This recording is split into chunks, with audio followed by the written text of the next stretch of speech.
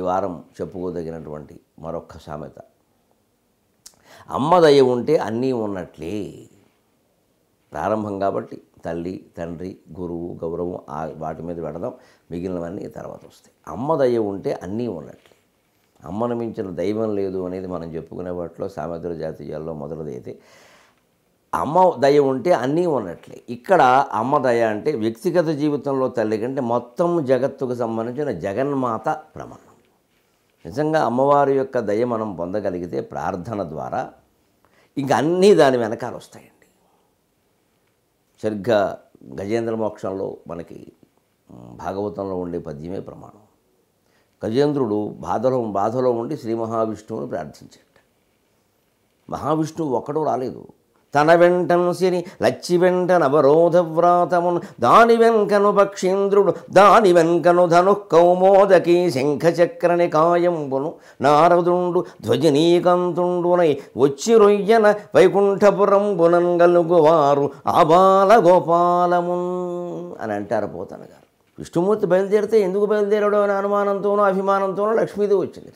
ఆవిడ బయలుదేరేసరికి అంతఃపుర స్త్రీలందరూ వెనకాల వచ్చారట. యజమానురాలు పెడుతుంటే మనం ఎక్కడేం చేస్తాం? వెనకను పక్షీంద్రుడు అయ్యో అమ్మగారు అయ్యగారు పెడుతున్నారు, మధ్యలో ఏదైనా వాహనం అవసరం అవుతుందేమో, వాళ్ళు ఏదో కంగారులో అడగడం మర్చిపోయారు అని గరుత్మంతుడు కూడా బయలుదేరాడు రెక్కలు దులుపుకొని. దాని వెనకను ధను కౌమోదకి శంఖచక్రనే కాయంబులు. దాని వెనకాల పంచాయుధాలు బయలుదేరాడు. సుదర్శనము, పాంచజన్యము, నందకము ఇవన్నీ.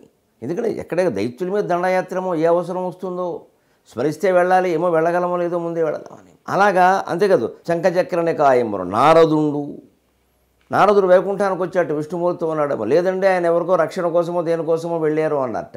అనేసరికి ఆయన లేనప్పుడు నాకు ఇక్కడ పని ఏమిటి, నారదుడు కూడా వెళ్ళిపోయాడు. ధ్వజనీకాంతుడు వైకుంఠానికి మొత్తానికి పెద్ద సైన్యాధ్యక్షుడైనటువంటి విశ్వక్సేనుడు కూడా వెళ్ళిపోయాడు. మొత్తం మీద వైకుంఠం అంతా గజేంద్రుడు ఆపదలో ఉన్నటువంటి కొలను దగ్గరికి వచ్చేసింది ప్రార్థించగానే. అంటే ప్రార్థన ఎంత గొప్పది అంటే భగవంతుడి దగ్గర చేరి భగవంతుడు నమశివాయ నమశివాయ నమశివాయ నమో నారాయణాయ నమో నారాయణాయ శ్రీమాత్రే నమః శ్రీమాత్రే నమః అని ఏదో ఒక దివ్యమైనటువంటి మంత్రాన్ని నమ్ముకుని మనం జపం చేస్తూ ఉంటే మనకి ఆపదలు తొలగిపోవడంతో పాటుగా తన వెంటన సిరి సంపదలు కూడా వస్తాయి. దాని వెంటన అవరోధ వ్రాతము, దాసదాసీ జనము, సేవకులు, సహాయకులు, స్నేహితులు అందరూ వాళ్లే మన దగ్గరికి వస్తారు. దాని వెనుకను పక్షీంద్రుడు వెంటనే వస్తువాహనాలు, పక్షి అంటే వాహనం, వస్తువాహనాలన్నీ అవే ఏర్పడతాయి.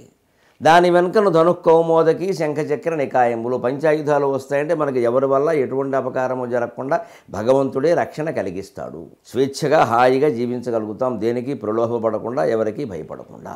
ఇంకోటి విశేషం, నారదుండు మనకి జ్ఞానోపదేశం చేసే సద్గురువును కూడా అమ్మవారే పంపిస్తుంది. ఆయన తారసపడతాడు, ఏవో గ్రంథం రూపంలోనో గురువు రూపంలోనో ఎక్కడో అక్కడ ఓ ప్రవచనం రూపంలోనో, చివరకు ఒక చలనచిత్రం రూపంలో కూడా జరగచ్చు. ఆ చిత్రం మనం ఎంతో మార్చేయచ్చు. యోగివేమన చిత్రం చూసే మరి ముమ్మడివరం బాలయోగి 5 ఏళ్ల వయస్సులో దళిత కులంలో పుట్టినటువంటి మహానుభావుడు 5 ఏళ్ల వయస్సులో గోవులు కాచుకుంటూ నాగయ్య గారి యోగివేమన చిత్రం చూసి అట్నుంచి అటే వెళ్ళిపోయి ధ్యానంలో ఉండిపోయాడు. జీవితం అంతా మహర్షిగా సుఖమహర్షి అయిపోయాడు. మరి ఆ చిత్రమే అంత ప్రభావం చూపించింది ఆయన మీద. అలాంటిది ఏదైనా జరుగుతుంది. అలాగా అన్నీ ఉంటాయని అమ్మ దయ ఉంటే అన్నీ ఉన్నట్లే.